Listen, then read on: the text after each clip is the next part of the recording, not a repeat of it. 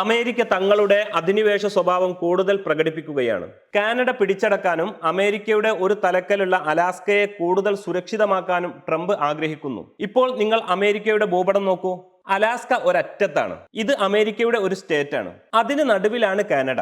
ഈ ഭൂപടം ഓർത്തുകൊണ്ട് നമുക്ക് അധികാരമേൽക്കും മുമ്പ് അമേരിക്കൻ നിയുക്ത പ്രസിഡന്റ് കനേഡിയൻ പ്രധാനമന്ത്രിയെ ഇടയ്ക്കിടെ ചൊറിയുന്നതിന് പിന്നിലെ രാഷ്ട്രീയം ഒന്ന് പരിശോധിക്കാം. കനേഡിയൻ പ്രധാനമന്ത്രി ജസ്റ്റിൻ ട്രൂഡോയെ വീണ്ടും പരിഹസിച്ചിരിക്കുകയാണ് നിയുക്ത US പ്രസിഡന്റ് ഡൊണാൾഡ് ട്രംപ്.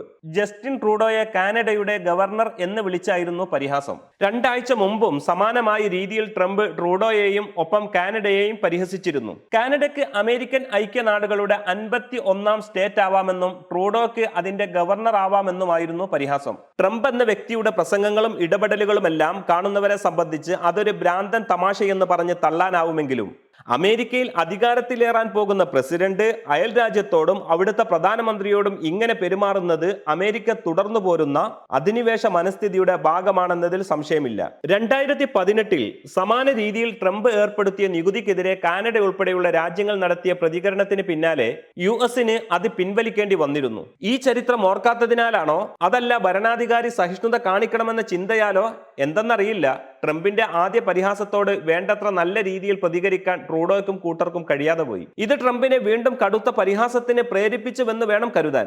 ഏതായാലും ഇന്ത്യയുമായുള്ള നയതന്ത്ര പ്രശ്നങ്ങളിൽ ട്രൂഡോ ഇത്തരം സഹിഷ്ണുതയൊന്നും കാണിച്ചിരുന്നില്ല എന്നുള്ളതും ശ്രദ്ധേയമാണ്.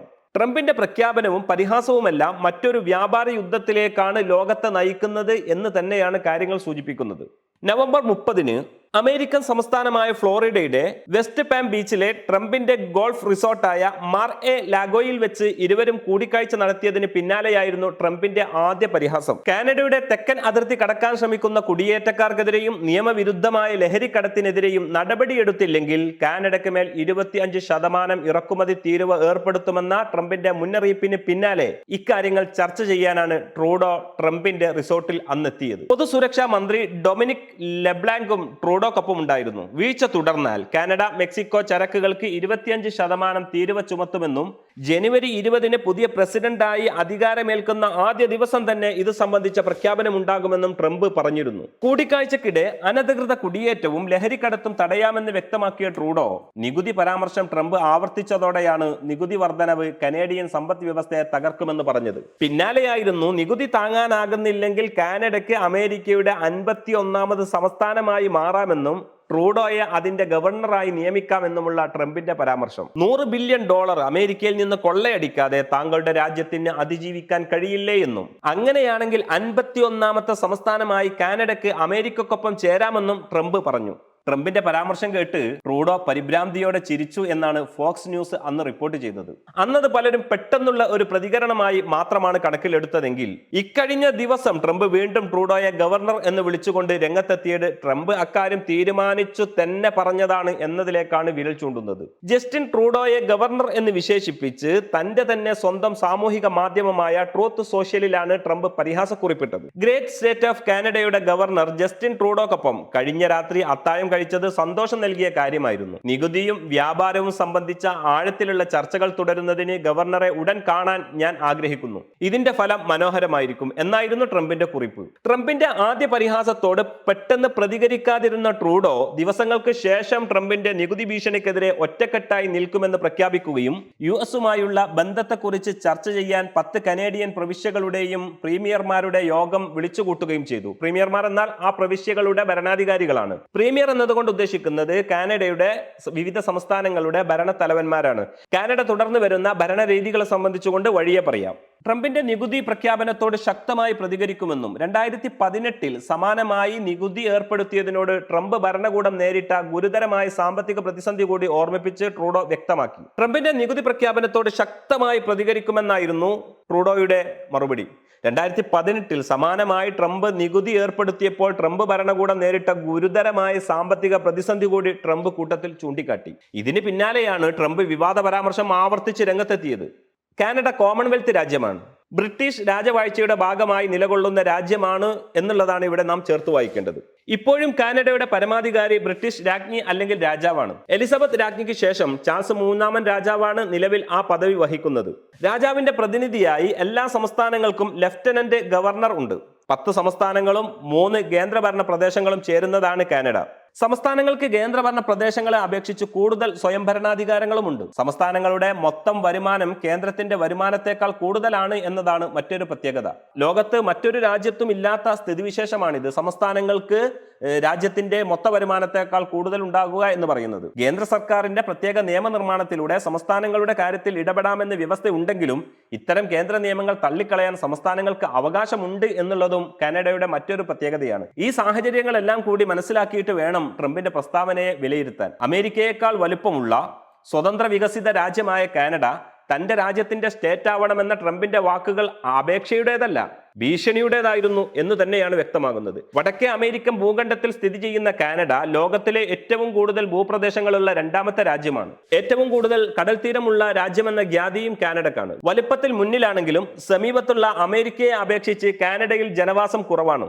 ആർട്ടിക് പ്രദേശത്തോട് ചേർന്ന് കിടക്കുന്നതിനാൽ മിക്ക സ്ഥലങ്ങളും മഞ്ഞുമൂടി തണുത്ത് ജനവാസ യോഗ്യമല്ല എന്നുള്ളതും ഇതിന് കാരണമാണ്. ഭൂരിപക്ഷം ജനങ്ങളും ഇംഗ്ലീഷ് യൂറോപ്യൻ വംശജരാണ്. തദ്ദേശ വംശജരായ ഇന്ത്യൻസും മറ്റ് രാജ്യങ്ങളിൽ നിന്നുള്ള കുടിയേറ്റക്കാരും ഇവിടെ ഉണ്ട്. കാനഡയിൽ എല്ലാ സംസ്ഥാനങ്ങൾക്കും ഏകമണ്ഡല നിയമസഭയാണുള്ളത്. സംസ്ഥാന നിയമസഭയുടെ തലവനാണ് നേരത്തെ സൂചിപ്പിച്ചതുപോലെ പ്രീമിയർ എന്ന് അറിയപ്പെടുന്നത്. പ്രീമിയർ എന്നാൽ പ്രധാനമന്ത്രി എന്നാണ് അർത്ഥമെങ്കിലും കനേഡിയൻ പ്രധാനമന്ത്രിയുമായി സംശയം ഉണ്ടാകാതിരിക്കാൻ വേണ്ടിയാണ് സംസ്ഥാന ഭരണത്തലവന്മാരെ പ്രീമിയർമാർ എന്ന് മാത്രം വിളിക്കുന്നത്. 2018 ആവർത്തിക്കുമെന്ന ട്രൂഡോയുടെ ഭീഷണി വെറും വാക്കല്ല. 2018 ട്രംപിന്റെ നികുതിക്കെതിരെ കാനഡ നടത്തിയ പ്രതികരണത്തിൽ നഷ്ടം സംഭവിച്ചത് കൂടുതലും അമേരിക്കക്കായിരുന്നു എന്നതാണ് സത്യം. ഇക്കാര്യം ട്രൂഡോ കഴിഞ്ഞ ദിവസങ്ങളിലെ വാക്കുകളിൽ കൂടി വ്യക്തമാക്കുകയും ചെയ്യുന്നുണ്ട്. കാനഡ അന്യായമായ താരിഫുകളോട് പല തരത്തിൽ പ്രതികരിക്കാനുള്ള ശരിയായ വഴികൾ ഞങ്ങൾ ഇപ്പോഴും നോക്കുകയാണ്. അന്യായമായ സ്റ്റീൽ അലൂമിനിയം താരിഫുകളോടുള്ള ഞങ്ങളുടെ പ്രതികരണങ്ങൾ നിങ്ങൾക്ക് വലിയ തിരിച്ചടിയാണ് ഉണ്ടാക്കിയത്. 2018 വസന്തകാലത്ത് ട്രംപ് കനേഡിയൻ സ്റ്റീൽ അലൂമിനിയം എന്നിവയ്ക്ക് മേൽ താരിഫ് പ്രഖ്യാപിച്ചതിന് തൊട്ടു പിന്നാലെ ബർബൺ, ഹാർലി ഡേവിഡ്സൺ, പ്ലേയിങ് കാർഡുകൾ, ഹെയ്ൻസ് കെച്ചപ്പ് എന്നിവ പോലുള്ളവയെയും സെൻസിറ്റീവായ മറ്റ് ഇനങ്ങളെയും ഞങ്ങൾ ടാർഗറ്റ് ചെയ്തത് നിങ്ങൾക്ക് ഗുരുതരമായ പ്രത്യാഘാതങ്ങളാണ് ഉണ്ടാക്കിയത്.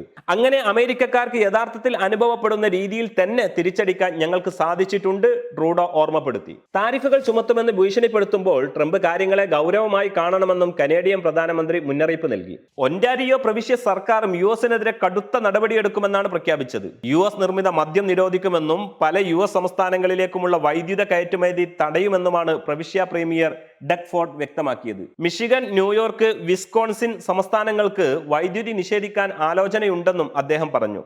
ഞങ്ങൾ 1.5 മില്യൺ US വീടുകൾക്ക് വൈദ്യുതി നൽകുന്നുണ്ട്. ഞങ്ങളുടെ മേൽ തീരുവ ചുമത്തിയാൽ അമേരിക്കക്കാർക്ക് ഇലക്ട്രിസിറ്റി വില താങ്ങാൻ കഴിയാതെ വരും. നിങ്ങൾ ഒന്റാരിയോയെ ആക്രമിച്ചാൽ, നിങ്ങൾ ഒന്റാരിയോയിലെയും കാനഡയിലെയും ജനങ്ങളുടെ ഉപജീവനം തടയാൻ ശ്രമിച്ചാൽ അത് പ്രതിരോധിക്കാൻ ഞങ്ങളുടെ ആയുധപ്പുരയിലെ എല്ലാ ആയുധവും ഞങ്ങൾ എടുക്കും.